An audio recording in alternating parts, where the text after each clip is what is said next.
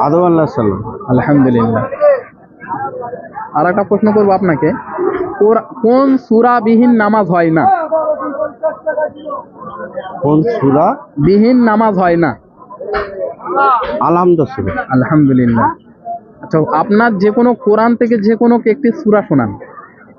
আলহামদুলিল্লাহি রাব্বিল আলামিন আর রহমানির রহিম মালিকি ইয়াউমিদ্দিন ইয়াকা না'বুদু ওয়া ইয়াকা নাস্তাঈন ইহদিনাস সিরাতাল মুস্তাকিম সিরাতাল লাযিনা আন'আমতা আলাইহিম গায়রিল মাগদুবি আলাইহিম ওয়ালাদ-দাল্লিন। আমিন। আলহামদুলিল্লাহ। আপনাকে আরেকটা প্রশ্ন করব, কাবা শরীফের মধ্যে কে জন্মগ্রহণ করেছিলেন? কাবা শরীফের মধ্যে হ্যাঁ,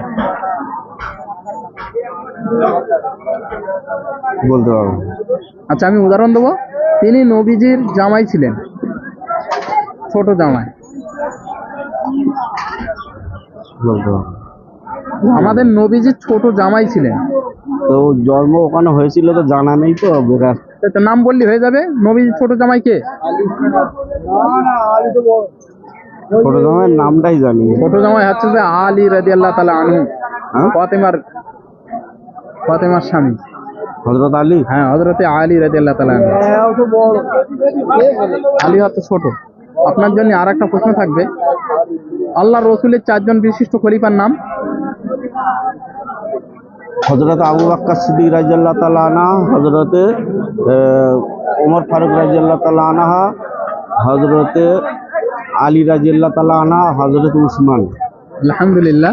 আমাদের তরফ থেকে ছোট্ট একটি উপহার, একটি নামাজের মুসাল্লা। এই নাও, কোনো অসুবিধা নেই।